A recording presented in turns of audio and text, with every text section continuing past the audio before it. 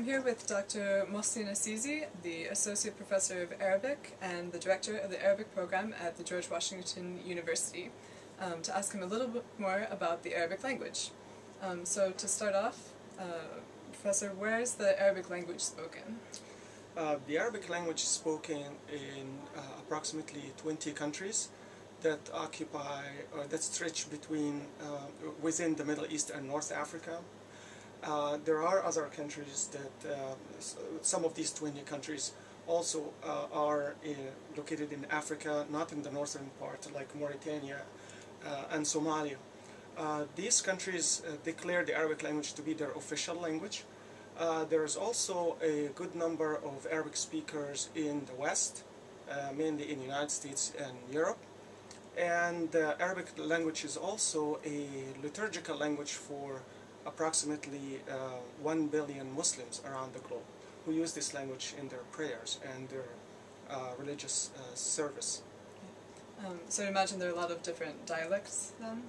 Yes, there indeed are multiple dialects of Arabic. One can imagine a language that is shared by about 20 countries, that it is expected that there will be variation in the way these people speak. So almost every Arab country has its own dialect, but there are also dialects that are mutually intelligible to each other.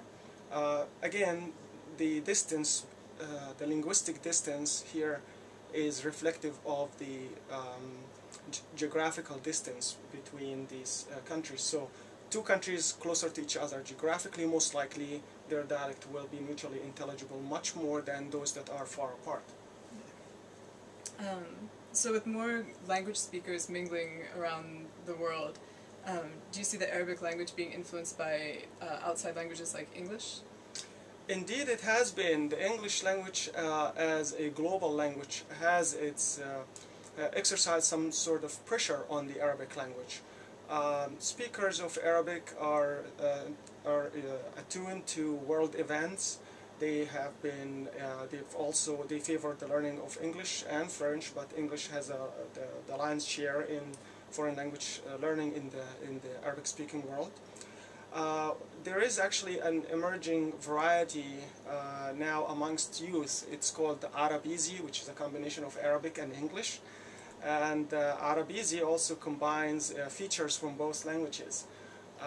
There is also another phenomenon which is called code switching, where one can use two languages within the same sentence. And that's very common these days among youth in the Arab world. So what about most of our viewers are probably English speakers, at least in part. Are there some Arabic loanwords that English has adopted? Yes, the Arabic language had a significant influence, or the Arabic language came into contact with the Western world since medieval times. And during those times, the Western world had adopted quite a few Arabic words, mainly scientific words, so words that we find in the field of science, such as algebra, alchemy, alcohol, even syrup, are words that are adopted from the Arabic language.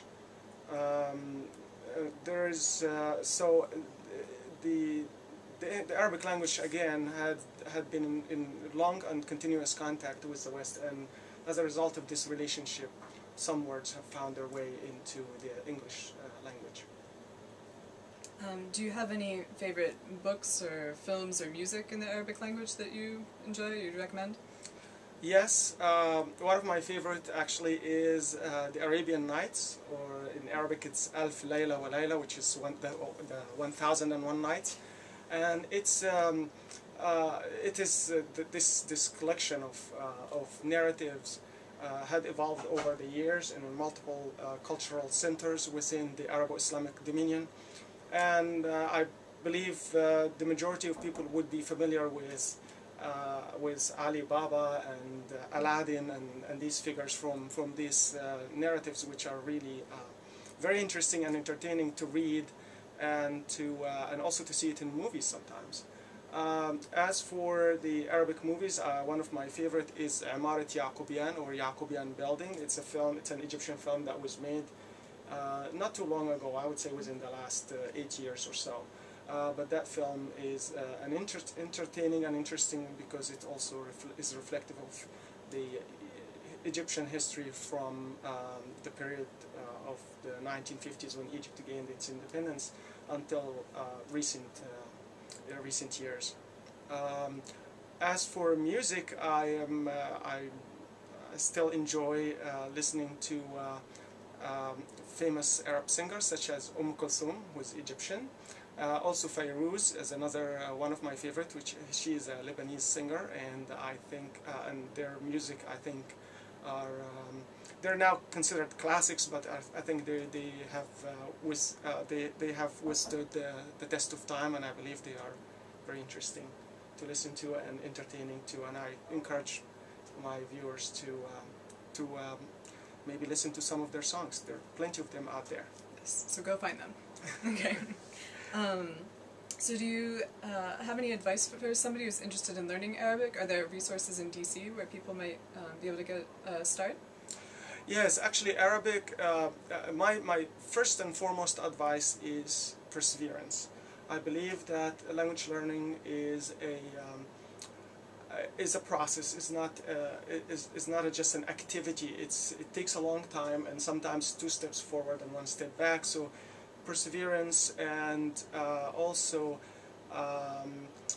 get your hands on whatever you can get on. As if you're involved in learning a foreign language, Arabic included, that you really should seize the opportunity to converse with Arabs when you meet them, listen to the news, listen to or listen to a song, watch a movie, get a newspaper and read it, or just even if you only recognize in your initial stages, just recognize few letters, words. Take that opportunity as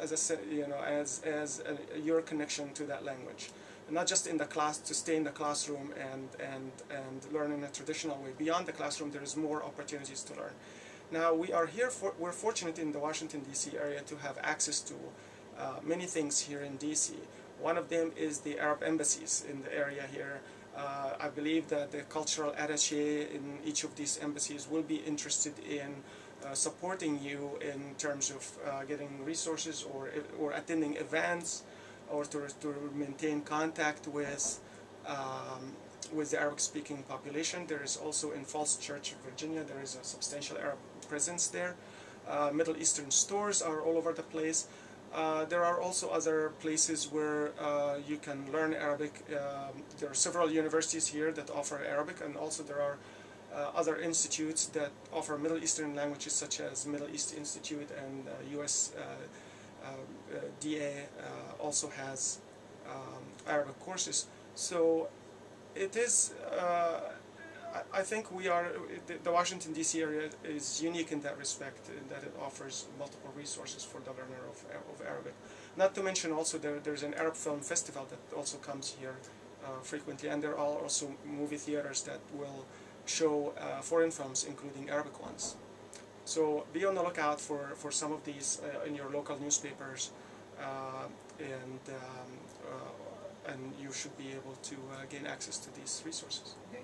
Very good advice. Dr. Esseesy, thank you very much for taking the time. You're very welcome, and I appreciate this opportunity to talk to you about Arabic.